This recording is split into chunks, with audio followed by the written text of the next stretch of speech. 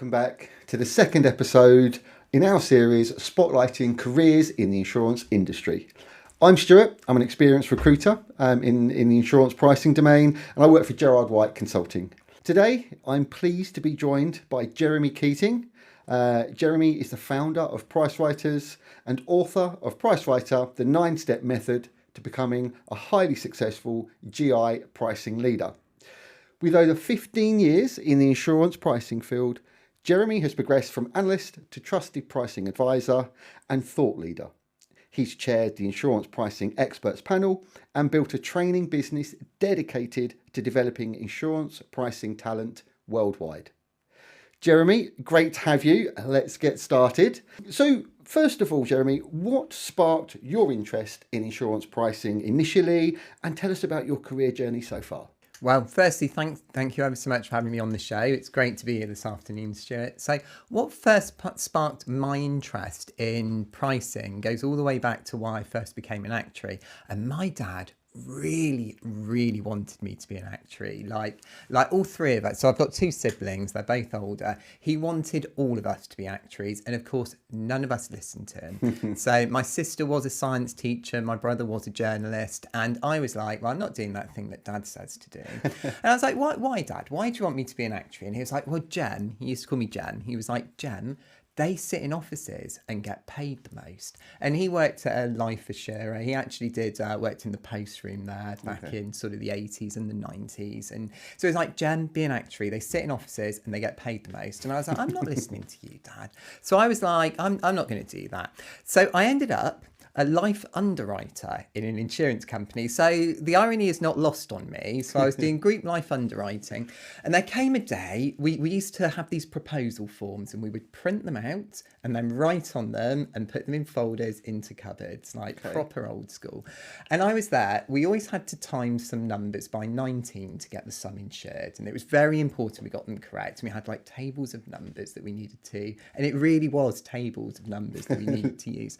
And I was like to my boss, why is it 19? Why do we times this by 19? And he was like, I have no idea, but the actuaries provide the tables. And I was like, oh, actuaries. Should have listened to Dad. Fantastic. So that's really what started me off on being an actuary and really got me into what I'm doing. And my dad, though, he never really understood what I actually did as a job. So for him, it was always that I got paid well and that I worked in an office, but he never really knew what I did.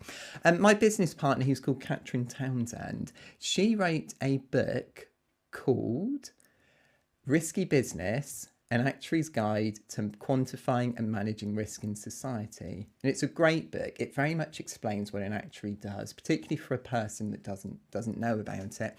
And I would have loved to have been able to give Dad Catherine's book to read, and so he could finally have understood what I actually do all day. But sadly, he passed away a couple of years ago and I was unable to. But he would be extremely proud of what I'm doing, and that's what really matters. Oh, fantastic. We've had Catherine on. She was she came in and had a chat to us and explained about her book. So, Jeremy, obviously your career's sort of been a little bit different to maybe a traditional insurance pricing career.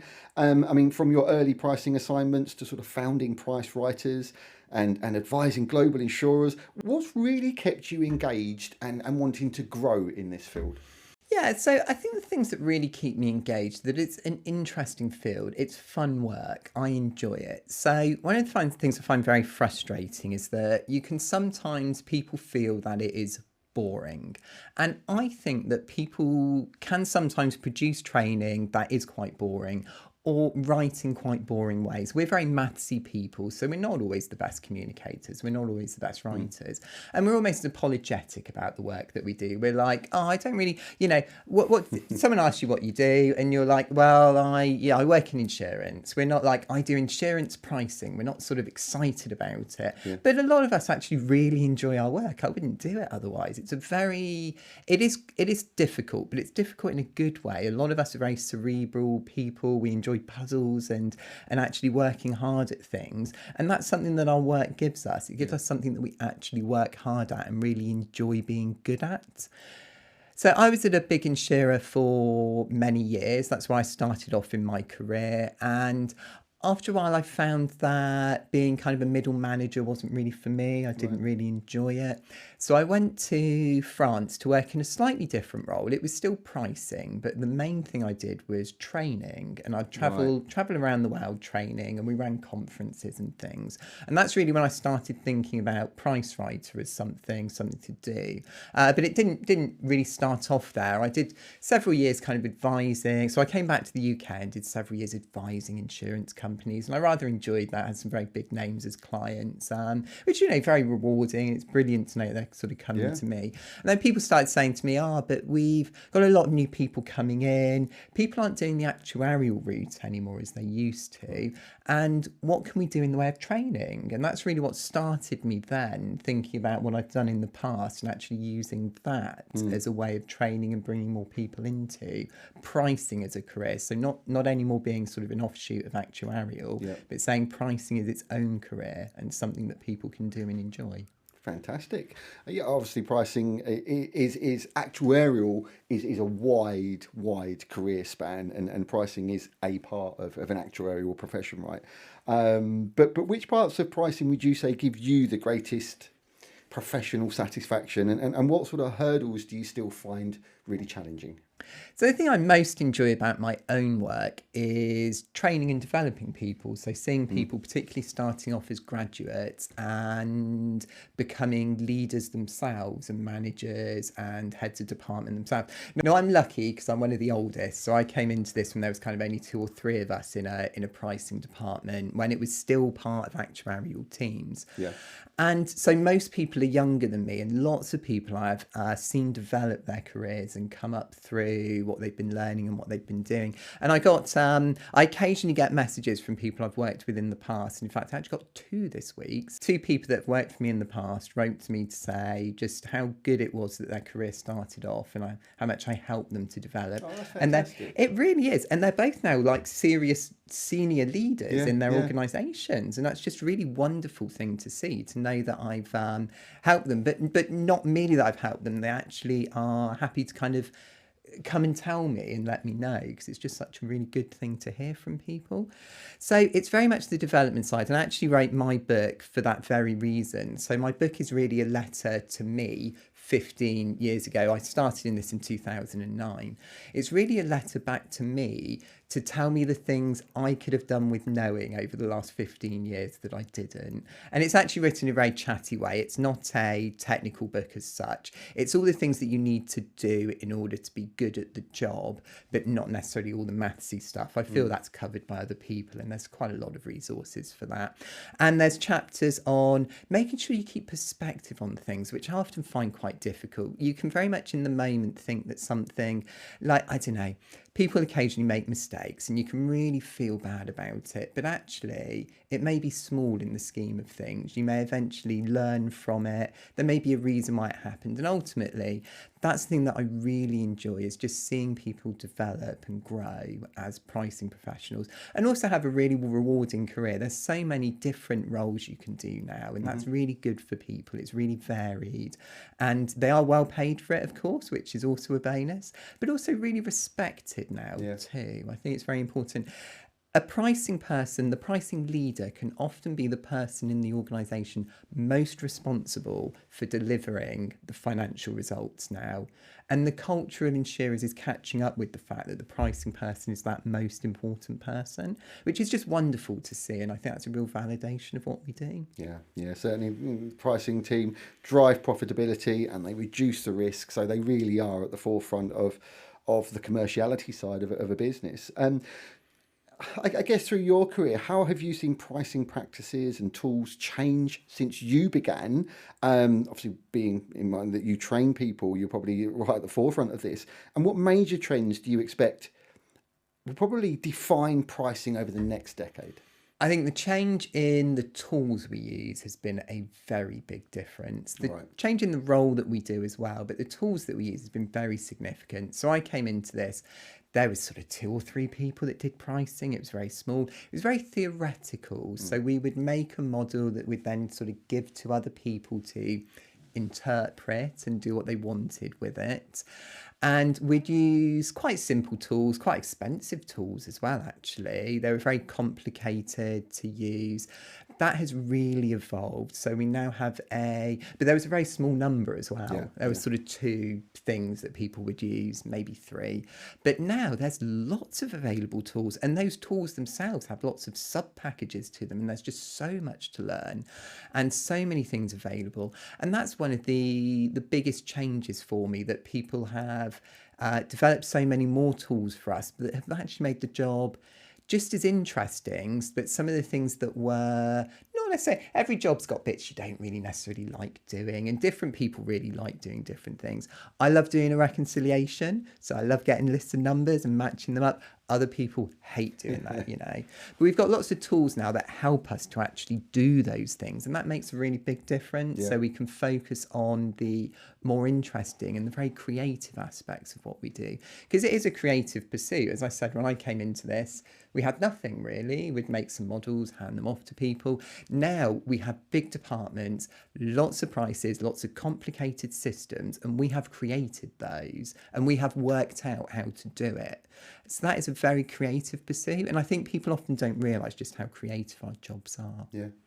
Fantastic. I mean, and for somebody, I guess, looking to build a pricing career today, Jeremy, I mean, what core skills and what sort of mindsets should they develop, and how can they position themselves for success in tomorrow's market, and what routes are there for these people to get into a career in pricing? I think the most important thing is to realise that the actuarial route is probably not the best one now for someone who wants to be a pricing professional. So it was right for me, but that was 15 years ago in 2009. And I'm very proud to be an actuary, and my dad was extremely proud of me. He was bouncing around full of joy, just so annoying, because he was just so pleased that I'd qualified. He was telling everyone, most people don't know what an actuary is, but he was telling everyone how I qualified, and it was just such a big moment to me. But I think that's not the route that people should take now. So to be brutally honest, you can work in a pricing team and get paid just as well and have just a fulfilling career without doing the actuarial side, which is a huge commitment of time. I think what people are better off doing is learning about pricing. So coming in as graduates or later in their careers, but actually focusing on learning and developing their pricing skills, because that will be what they really need to do in their roles. And also picking up the soft skills. It makes such a difference being a good communicator in a team, and also working well with your colleagues too. Many companies do have existing graduate schemes, but they often aren't very well focused on the pricing teams. They aren't there really developing people to be pricing people. So they might be quite varied around the organisation, but really you want someone to come into a pricing team as a graduate and learn all the areas of pricing, which is quite diverse now. As I mentioned, there's modelling, there's data, there's deployment, there's really lots of different things to do that people need to learn. It's a very big area, it's quite a steep learning curve. So actually a person coming in should focus on learning to be a really good pricing person. Yeah. Okay. And in terms of success in tomorrow's market, what do you think in terms of the routes to market? I work in recruitment. I try and find pricing people for clients up and down the country. I hear the same thing all of the time, Jeremy, that there really is a lack of early entry level talent in the market. It's difficult for sometimes for companies to find the time to hire a numeric graduate and provide that training for them. So obviously we've been doing a little bit of work behind the scenes on this, and you've come up with a fantastic way of helping us build an academy. And how do you think that's going to help attack or approach the challenges of the market at that early entry level? Because it is a problem. I have spoke to many insurance companies where they're always trying to hire senior, experienced people because they just don't have the time to provide that training. So how do you think our academy is going to help that? Yes, that's right. It's a strain, isn't it? And it's a real problem. So you want to grow the team, but bringing in a graduate is going to mean that people are not focused on their roles. Because they're busy training and teaching someone new coming in. And I have heard so many times, we're really stretched And then it's like, okay, let's employ some new people. And it's like, well, we're actually too stretched to even train anyone new. Yeah. And there's a real limited pool of experienced people. And we already put a lot on them. A lot of them are expected to do the training, and some enjoy it, some don't, but they're actually meant to be doing their day jobs as well. So I think having a specific training course for people coming in as graduates is a fantastic way to get people in. And also, people can be a little bit nervous about coming into a role. So you have done your maths or your data science degree and you see in the world lots of available roles, and then someone's like, well, there's insurance pricing, and people are like, oh, well, I don't really know about that. And even though it's actually extremely well paid and really interesting and varied, that can be a bit nerve-wracking to people. If you go into other roles, you can expect to have like quite clear training in them. But we felt that there is not enough training options for people coming in as graduates, and we really need to develop people over that time so that they can pick up the role and not be, dare I say it, a drag or a burden on the rest of the team whilst they get up to speed. I had someone actually tell me that they would pay out of their own pocket rather than the companies if they could get their graduates to go on one of these courses, just because then they could get on with their job, and after 10, 12 weeks have someone useful come in that can actually start doing the work, and also have that support from us as price writers. So it's membership based, so people get training all throughout the year. They can dip in and out of it. Some people complete everything as soon as it's released. They cannot wait for the new thing. Some people dip in and out, but we're there to support everyone. And it's not just all online. We do see people face to face. We do have interactive online experiences as well. And that really makes a difference. People feel that they're developing community, because I feel it's important to build a community around this. We want people to feel they're coming into a profession. They might not have heard of it yet, but it's growing so much. Team sizes, as I said, I came in, it was kind of 3 people. It's not unusual to have 100 people. Yeah. And looking longer term, something we especially like to train is people throughout their careers. So it's important to train people as graduates, but it's also important to be there developing people throughout their careers. As I say, some teams are 100. That's a big management responsibility to take on 100 people. Yeah. Absolutely. And we're all from sciencey, academic, mathsy backgrounds. Some of us might have spent 3, 4, 5, 6 or more years doing maths. And then our jobs are management, and we've actually almost never done any training in that. So providing people with training in that and coming at it how we think, because we do think like mathsy people, and you go on a lot of trainings, especially soft skills ones, and they're very focused on people that might be career managers, or they might work in other areas that are more kind of people focused. So actually teaching and training people in price writers in a way that works for us as people is very important to us as well.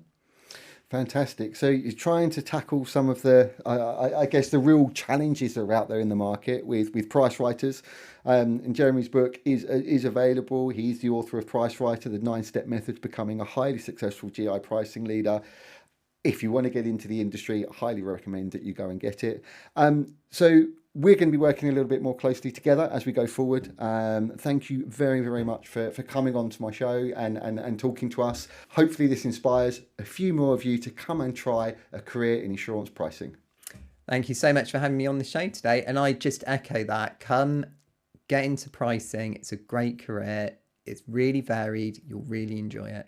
Fantastic. Thank you.